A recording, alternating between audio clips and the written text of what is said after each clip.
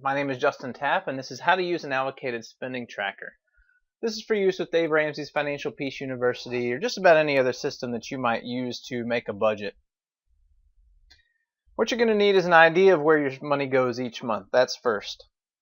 I recommend keeping a spending diary for a month or two and just making it a daily habit of writing down where you spent money each day.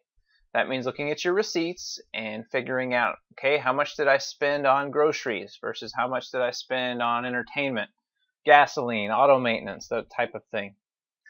You need to have an idea of how much you need to spend on each particular category. So your budget's going to be divided by categories. You're going to tell your dollars to go to those specific categories.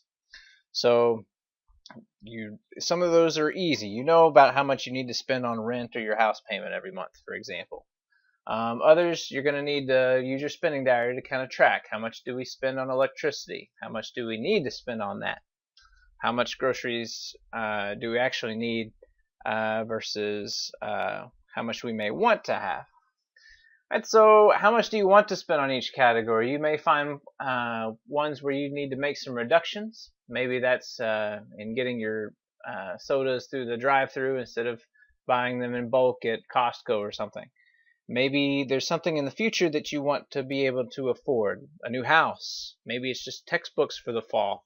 Maybe it is, a special gift for somebody.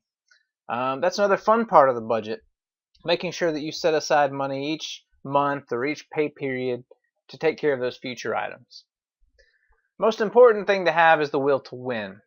You have to have a will to make your money go where you want to, so that in the end, as Dave Ramsey says, if you live like no one else, in the end you can live like no one else. That means that you have some goals that you're working towards. Maybe it's retiring when you're 70. Maybe it's sending your kids to college. Those are the types of things that you need to keep in mind. And you have to make it a habit. It's going to take some time. It takes 10 days to start a habit. With a budget, it's going to take about 90 days to get right. It's going to help if before you make your budget, if you spend a couple months with a spending diary every day. That'll help you get into the habit, and that'll also help you make sure that you're hitting your numbers right. There are going to be some things that you forgot to budget for. You may reach the time where it's time to pay your tax and license, for example, and you realize, oops, I never actually saved money for that. That's something that you'll want to budget for next year. Vacations, other types of things. It just takes time to make those adjustments and figure out, where am I allocating too much and too little. And this exercise will show that to you. So Jack and Jill are going to be our hypothetical couple here. They earn $40,000 a year, so they're kind of right in the middle of class. And that's roughly $3,333 a month. And that's going to be allocated over their pay periods. Jack gets paid every 2 weeks, and Jill gets paid once a month. And so we're going to allocate the spending per pay period. So the bank makes a direct deposit to their bank account with every paycheck. Okay, we're assuming that $40,000 a year is after tax, and we have to figure out where that money goes. And so that's what we're going to start using a spreadsheet for. Okay, so as you can see, I'm using a spreadsheet with Google Docs. I am looking at the different pay periods here. So hypothetical month of March, as I said, Jack gets paid twice a month, Jill gets paid once a month. Altogether, it's $3,333.33. So the first paycheck is going to come on 3/6. So that's going to be $1,000. And it's important to keep in mind this could be any given month. You just know that roughly you're going to get 3 paychecks a month, and you've got to allocate that spending by week so that you don't run out of money in your bank account when you need to purchase something that you need. The very first thing they do is figure out where the money goes. And so here are all the spending categories. Here are all the hypothetical categories that Jack and Jill spend their money on. So they set aside immediately 10% for tithe and offering to support other charities that they might want. So 10% gets set aside here. That leaves them with $900 allocated that first paycheck. They're working hard at building an emergency fund. The emergency fund needs to be at least 3 to 6 months of monthly expenses. So they're going to put $150, that's 15%, in their emergency fund. That takes it to $750. All right, so the next category you see here is rent, and the 331 says that their rent is due on the 31st of every month. So they don't necessarily have to worry about paying that rent right now. So they're not going to pay that with this $1,000 paycheck. They're going to pay it with something else. All right, household. So that's going to be groceries, toiletries, any type of thing that they might need in their house. So this is a typical trip to Walmart or Costco, stuff that they typically buy things for their household for. So they're going to spend $200, and you can see that they've allocated $200 of every paycheck. So they're going to have a household, grocery bills and that kind of thing that live off $200 every pay period. Their electricity is due 3/12, so they're going to go ahead and take it out of this paycheck because they don't get the next one until 3/13, so it's gonna fall in this pay period. Same thing with telephone bill, and you should roughly pay the same amount for telephone every month, and electricity is obviously going to vary, but they figure on average every month they need about $80. Car payment is also due in this pay period, so they're going to pull money out for that. And you can see that the spending tracker keeps adding these up as it goes. So you can see how much they have available left. So gasoline, this is going to get them through the next 2 weeks till the next paycheck comes. And they're setting aside some money for auto maintenance, auto license, and tax. Now they're not going to pay that every month. They're going to pay it maybe once a year. But when they do pay it, they need to have money set aside for it. Give themselves $25 of entertainment, $30 towards a vacation. They're working towards a good vacation in Hawaii or someplace, and so they're saving up a lot of money for that. Christmas gifts, they're saving money towards that. Every paycheck, they want to make sure that they have enough when November, December comes to buy nice presents for their families. Home maintenance, clothes for Jack, clothes for Jill. Teeth cleanings, that's a once a year thing that you need to save money for. And education, that could be books, that could be tuition. All right, so what they have at the end of this pay period, after they've allocated all their money, they have $15. So this $15 that's left that they haven't allocated anywhere, that's going to carry over to the second pay period. So the second pay period, they've got $1,333. That's Jill's paycheck. All right, and they're going to add that in and have $1,333 plus that extra 15. All right, so now they're going to start with tithe and offering. So they've got, again, 10% of the paycheck is immediately going to that. 15% goes towards the emergency fund. $200 again towards their household. Now their water bill is due, so they roughly run on average a $45 water bill. Okay, and so you can see they're, again, subtracting these out, setting aside all this money each pay period. Okay. And on their budget, that means at the second pay period they have $560 left over. So why would they want that much left over? Well, if you remember, rent is due at the end of the month, and rent is a big chunk of their income. So towards the end of the month, on the 20th, Jack gets his next paycheck, and that's $1,000. So that $1,000 gets added to the $560. So they've got $1,560 going into this period. $100 gets taken out for tithe and offering. 15% goes to the emergency fund. Now they have enough still to pay their rent, and after they have the rent taken care of, they've got $510. Still have enough for groceries, and they're able to go ahead and allocate everything else. And at the end of the month, they have zero. Okay, so this is a zero-based budget. Every dollar gets accounted for. Every dollar that they've earned has either been spent or saved in some category. Okay, so this is useful. This is what you want to have set up for every month. This is your budget. So this is not your spending tracker. This is your budget. So let's see what it looks like when they're actually spending this money as the money flows in and out. So as we go over to household, click on a household tab. Okay, if I scroll up, let's see, I'm looking at March here. Here's their previous month. You can see we've got the money that they spent on. They spent $108 on the 21st of February on groceries, and that left them with $54 that month, and then with $2. Okay, this spreadsheet is going to track every transaction that takes place in this category. So March 6th comes, that was Jack's first paycheck, and we showed from our budget that they allocated $200. So boom, $200 shows up here. And we make a note here that says paycheck. All right. Now they go out the next day and they need to spend, let's say they spend $91. Okay, and we say they went to groceries, and we also might note something like Kroger or where it came from. All right, so that's $91. So that takes it down to $111 that they have left. Okay, on the 11th, they needed to spend some more money, so they spent an additional $88. Okay, and that left them, so we have another groceries.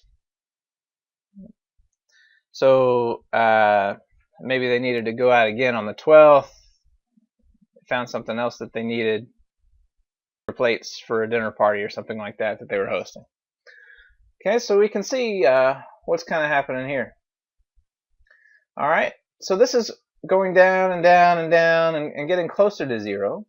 Now we know that from their budget on 3/13, they've got another $200 that's going to drop in here.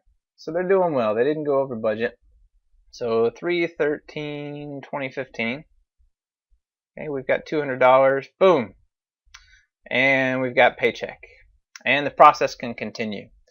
And so if I were to scroll up in this spreadsheet hypothetically, I'd be able to see January and December and every month. And so you just keep scrolling down. You can just keep adding to this. All right. Let's look at what happens to electricity. So we know that on the 6th of the month, that's when their paycheck is allocated towards electricity. Okay, so 3/6. We've got electricity that was allocated this pay period, so we need to put $80. Okay. So $80 gets added. Okay, so we say paycheck. Boom. All right, and they pay that electric bill on the 12th, I believe. And let's say that for this month, their electric bill is roughly, let's say $50. They get the bill. They're going to put this in $51.11. All right.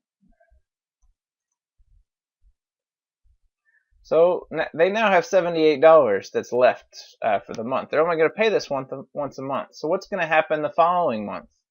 Well, in the next pay period, they're going to have another $80 paycheck, right? They're going to get their paycheck and allocate $80. That's what I mean by that. And that means they have $158 to spend. It could be that they've allocated a little too much money towards their electric bill. Maybe they could knock it down to 70 or 60. Maybe they could have a winter month allotment versus a summer month allotment. Maybe in the summer, you know, they leave the windows open and the fan running and they don't use a lot of electricity, something like that. Okay, and so the main thing is that this is going to keep track of that. All right, let's look over here at another consistent one, and that's Christmas gifts. Okay, Christmas gifts, they set aside on their budget $5 every pay period. So here we can see, you know, for January and February, each month, each pay period, they're setting aside $5. So at the end of February, they've got $30 already set aside for Christmas gifts. And obviously, you know, unless they find a good deal, they're not going to be shopping for Christmas gifts in March, you know, although that's probably the best time to buy, so that you can get discounted items.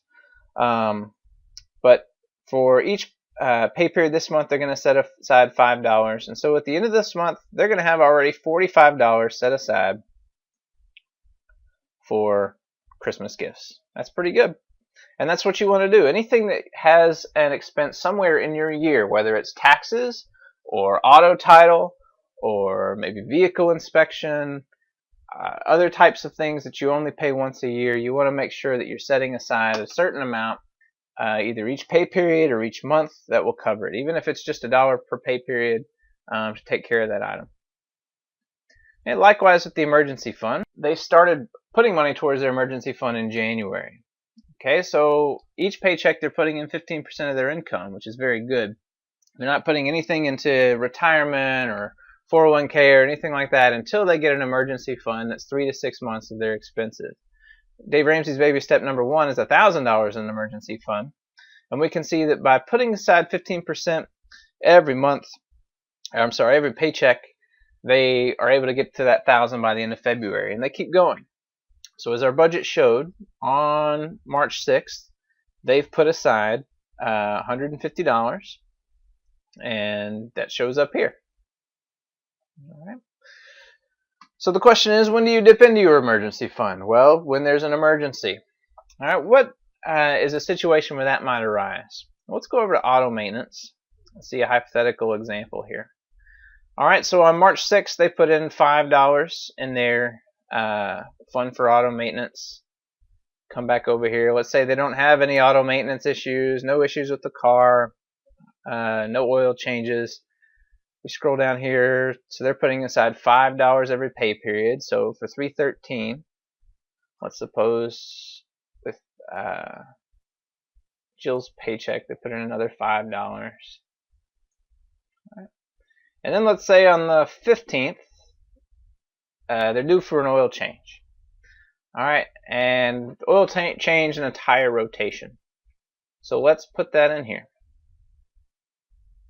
That ends up costing them $60, and they'd only put aside so far for the year $40 in their bank account.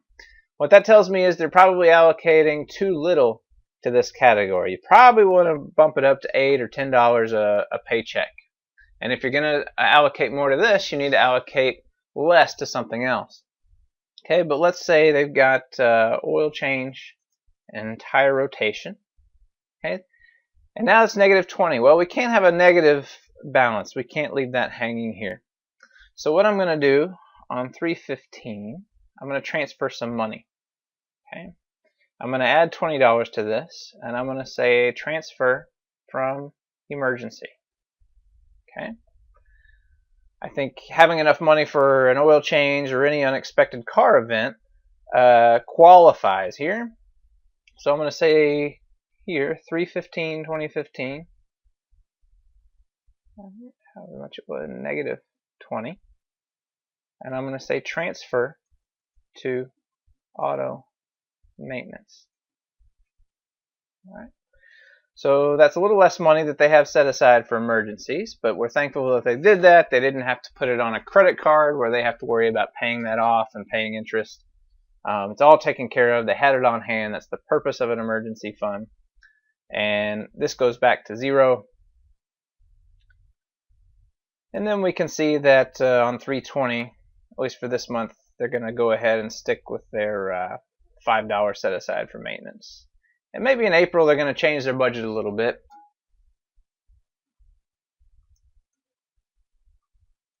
to accommodate for this a little bit better. Alright, so this is what this should look like. Right, you've got accumulating balances, and the nice thing about this is it's also an easy way to balance your checkbook. Each month when you get look at your bank statement online and reconcile the transactions that you have here.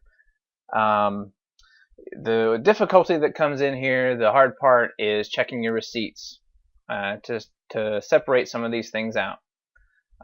So when it comes November and December and you're going to Walmart and you're buying groceries and Christmas gifts, you want to make sure you separate those out, and that requires looking at your receipt, and that really doesn't take more than 5 or 10 minutes of your time. At the end of the day, you've got plenty of time to do that. You just have to have the will to do it. Right? And you have to have the will to look at this, sit down and make adjustments. About once a month, look at it, say, how are we doing? Are we allocating too much towards electricity, maybe too little? It looks like they were allocating too little towards auto maintenance. Maybe they could allocate a little bit more towards their car payment. They're going to use, let's say that's the only debt they have. They want to put away as much as they can into that to pay off that debt as quickly as they can.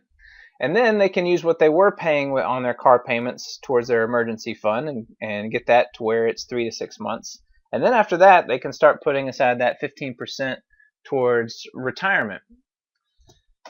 Okay, so this is the basics of how to use a spending tracker. I hope it was helpful for you.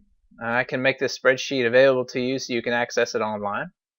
Either shoot me an email, write a comment, let me know what you think. Have a great day.